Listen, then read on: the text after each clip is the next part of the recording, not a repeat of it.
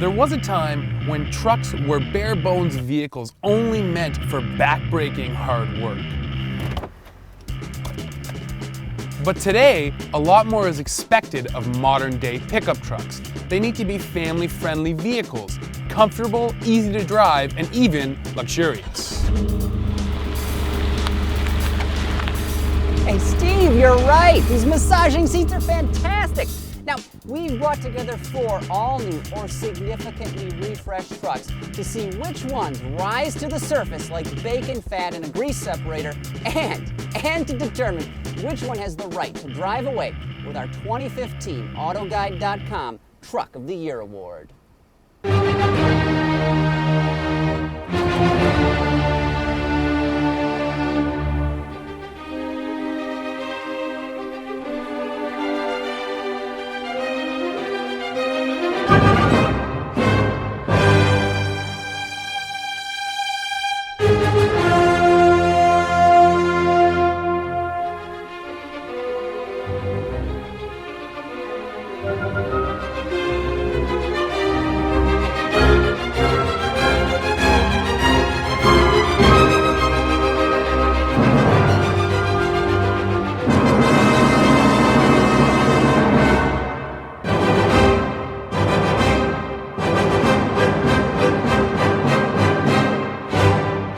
So if you didn't figure it out from that beautiful montage, we've gathered together 4 new trucks. On the small end, we have the GMC Canyon. Moving up, we have the Ford F-150, then the Ram 2500 Power Wagon, and finally the GMC Sierra 3500 HD.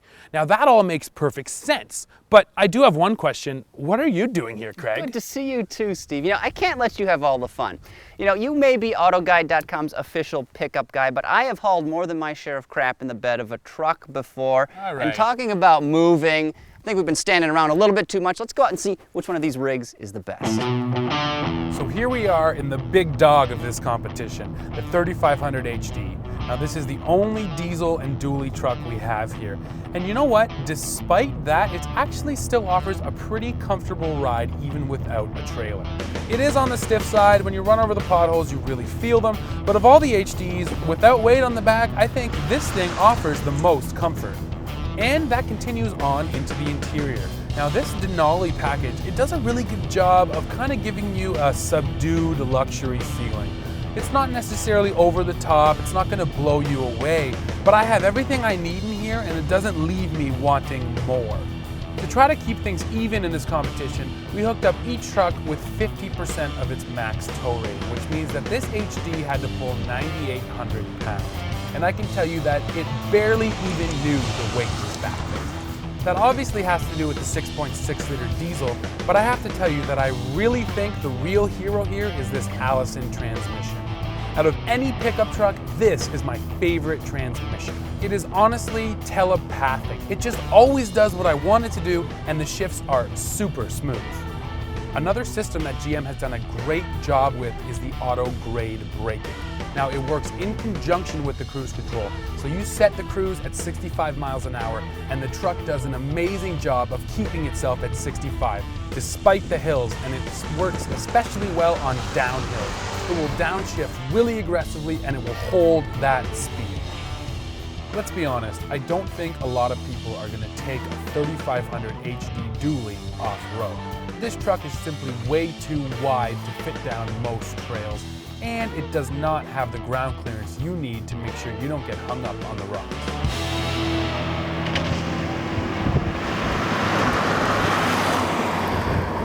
Right now I'm driving the Ram 2500 Power Wagon, and obviously this truck is purpose-built for going off-road. It's got things like a disconnecting front stabilizer bar, locking differentials, and of course 14.5 inches of ground clearance. It's made for the trail, and that's about it. On pavement, the Power Wagon is somewhat crude. Its ride is predictably firm, and the body feels like it's constantly in motion, even when you're driving over smooth surfaces. The steering also requires lots of little corrections to keep it going straight ahead. Despite putting out 410 horses, this truck's 6.4-liter Hemi V8 feels a little bit soft. It doesn't have a whole lot of low RPM torque, and the top-end pull ain't that great either. Overall, it's kind of middling. Fortunately, all of these issues melt away when you get it out on the trail. This thing was designed for rocks and mud. It's got lots of ground clearance and super knobby tires that really dig in. It can tackle just about anything, and if it can't, it's got a 12,000-pound bumper-mounted winch so you can still get home. Now, surprisingly, the Power Wagon is not that great of a tow vehicle. Thanks to its elevated ride height, you actually need something known as a drop hitch for most trailers, and you've got all that suspension travel. It also seems to squat quite a bit when you get some tongue weight on the back end. And of course, when the back end goes down, the front comes up, which lightens the load on the front tires, which hampers both steering and braking, which can make it a little bit hairy at times. Now, this truck's engine pulls a lot better than expected. No, it's not terribly fast unloaded, but when you hook up a heavy trailer to the back end, its performance doesn't degrade all that much. It's kind of a surprise.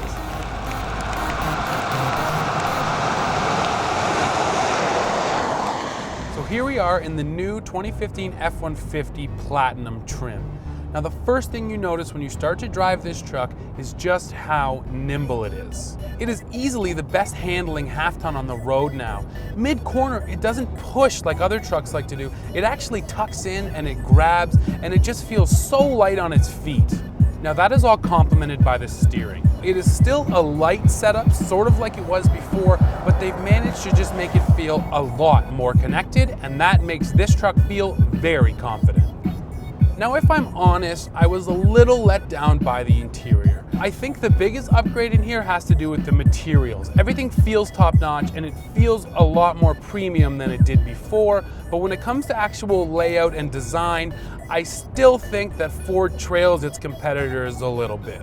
The other area, though, where this F-150 really jumps in front of all the other half-tons is with technology. Now, finally, a pickup truck has a 360-degree camera. That is a technology that, frankly, should have come to pickup trucks first. And in this truck, it gives you a nice bird's eye view. It looks like you're looking down at the truck. It makes backing up a breeze. Now, on top of that, you also have a great off-road screen up here in the info cluster that gives you all your degree angles, so it lets you know just how steep a certain hill is. But easily my favorite technology feature has to do with towing. Now, not only will this F-150 check your trailer lights for you and let you know if they're working okay, it also runs through a safety checklist just to make sure you hooked everything up okay and you double checked. And now that we've got 6,000 pounds on the back, which is half of this truck's 12,000 pound rating, it still feels so good. And I haven't even mentioned this 3.5 liter EcoBoost yet. It pulls like a champion. It doesn't even really notice the weights back there. It accelerates so smoothly, and it has so much low-end torque that it doesn't even feel like it's breathing hard to get that trailer moving. Off-road, the F-150 is also pretty damn good. All of the characteristics that made it so good on the road transfer over. The steering isn't lurchy and you're not fighting with it when you're running over loose rocks, and it manages to be extremely communicative. Now, this truck we have here has the FX4 package equipped, which means it gets tuned shock absorbers and some skid plates underneath to protect all the vitals. Now, thanks to that package, the bumps really do get eaten up without much care, and this F-150 feels like it could be out in the mud all day. Given its trim dimensions and its overall newness, the GMC Canyon practically drives like a sports car out on the street, especially when you compare it to its mid-size rivals, which are ancient, and I think you know who I'm talking about.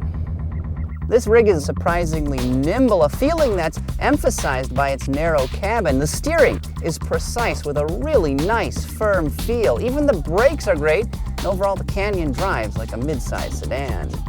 Sure, its upscale 3.6-liter V6 is a little tepid from a standstill, but this thing screams up at redline. The thing just sprints.